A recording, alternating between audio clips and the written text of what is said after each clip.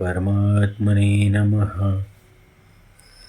नमस्कार. मी जीत भगवद्गीतेच्या 15व्या भागात तुमचं मनपूर्वक स्वागत आहे. अध्याय पहिला, श्लोक 8. भवान भीष्मश्च कर्णश्च कृपश्च समितिंजयः अश्वत्थामा विकर्णश्च सोमदत्तिस्तथैव च. पहा, आपण द्रोणाचार्य स्वतः आणि पितामह भीष्म तसेच कर्ण आणि संग्रामविजयी असे कृपाचार्य तसेच व त्याप्रमाणेच अश्वत्थामा, विकर्ण आणि सोमदत्ताचा पुत्र भूरिश्रवा. भाषांतर पाहूया. आपण स्वतः भीष्म, कर्ण, कृप, अश्वत्थामा, विकर्ण तसेच सोमदत्ताचा पुत्र असे युद्धात नेहमी विजयी होणारे वीर आहेत. व्याख्या किंवा स्पष्टीकरण ऐकूया. भवान भीष्मश्च, आपण स्वतः, भवान म्हणजे तुम्ही, आणि पितामह भीष्म अत्यंत विशेषतः पूर्ण पुरुष आहात. आपल्या दोघांची बरोबरी करणारा संसारामध्ये तिसरा कुणीही पुरुष नाही. आपल्या दोघांपैकी कुणीही एकजण पूर्ण शक्तीनिशी युद्ध करील तर आपणासमोर देवता, यक्ष, राक्षस, मनुष्य इत्यादीपैकी कोणीही टिकाव धरू शकणार नाही. आपल्या उभयतांचा पराक्रम संपूर्ण जगात प्रसिद्धच आहे. पितामह भीष्म तर बालब्रह्मचारी आणि इच्छामरणी आहेत, अर्थात त्यांच्या इच्छेशिवाय त्यांना कुणीही मारू शकत नाही. महाभारत युद्धामध्ये द्रोणाचार्य धृष्टद्युम्नाकडून मारले गेले आणि पितामह भीष्माचार्यांनी उत्तरायण सुरू झाल्यानंतर आपल्या इच्छेनुसार प्राणत्याग केला. हे समजून घेतलं पाहिजे. धृष्टद्युम्नाकडून द्रोणाचार्य मारले गेले आणि पितामह भीष्माचार्यांनी उत्तरायण सुरू झाल्यानंतर आपल्या इच्छेनुसार प्राणत्याग केलेला आहे. कर्णश्च, सर्वसाधारणपणे संक्रांतीचा दिवस असतो हा उत्तरायण.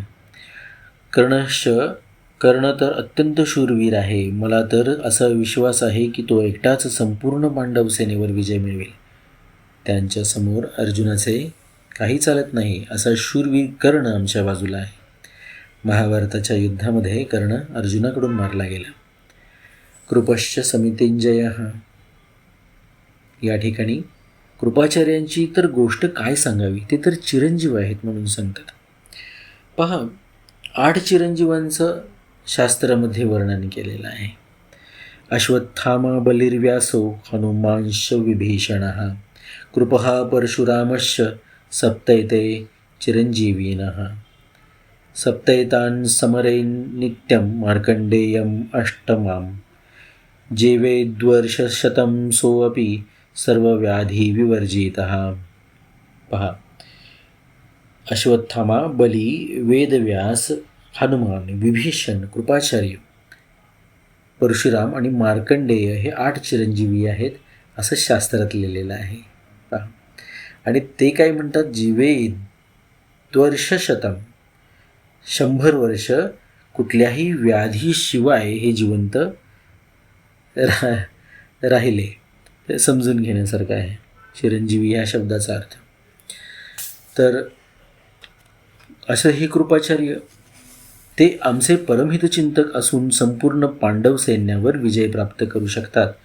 जरी या ठिकाणी द्रोणाचार्य आणि भीष्माचार्य यांचे नंतरच दुर्योधनाने कृपाचार्यांचे नाव घ्यावयास पाहिजे होते, परंतु दुर्योधनाचा कर्णावर जेवढा विश्वास होता तेवढा कृपाचार्यांवर नव्हता, म्हणून कर्णाचे नाव तर त्याच्या अंतःकरणातून मध्येच बाहेर पडले. मित्रप्रेम, भीष्माचार्य आणि द्रोणाचार्यांनी हा कृपाचार्यांचा अपमान आहे असे समजू नये म्हणून दुर्योधन कृपाचार्यांना संग्रामविजयी हे विशेषण लावून द्रोणाचार्यांना खुश करू पाहतो आणि कृपाचार्यांना सुद्धा. अश्वत्थामा हेही चिरंजीवी असून आपले पुत्र आहेत. दुर्योधन अश्वत्थाम्याविषयी द्रोणाचार्यांना सांगतात, हे फारच शूरवीर आहेत. यांनी आपल्यापासूनच शस्त्रास्त्र विद्या शिकली असून ते शस्त्रास्त्र कलेमध्ये अत्यंत निपुण आहेत. पुढे विकर्णश्च सौमदत्तीस तथैव च, पण असे समजू नका केवळ पांडवच धर्मात्मे आहेत. आमच्याही पक्षाकडील माझा बंधू विकर्ण महान धर्मात्मा आणि शूरवीर आहे. तसेच आमचे पणजोबा, शांतनूचे बंधू, बाल्हिकाचे नातू तसेच सोमदत्ताचे पुत्र भूरिश्रवाही फार धर्मात्मा आहेत. यांनी विपुल दक्षिणेचे मोठे मोठे यज्ञ केले आहेत. हे मोठे पराक्रमी आणि महारथी आहेत पहा. या युद्धात विकर्ण भीमाद्वारा आणि भूरिश्रवा सात्यकीद्वारा मारले गेले. या ठिकाणी शूरवीरांची नावे घेण्यामागे दुर्योधनाचा असा आशय दिसतो की हे आचार्य, आमच्या सैन्यामध्ये आपण स्वतः भीष्माचार्य, कर्ण, कृपाचार्य इत्यादी जसे महान पराक्रमी शूरवीर आहेत, तसे योद्धा पांडवांच्या सैन्यात दिसत नाहीत.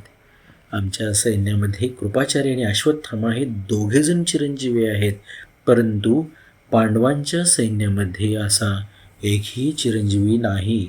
आमच्या सैन्यामध्ये धर्मात्म्यांचीही काही कमतरता नाही. म्हणून आपणाला भिण्याचे किंवा घाबरण्याचे मुळीच कारण नाही.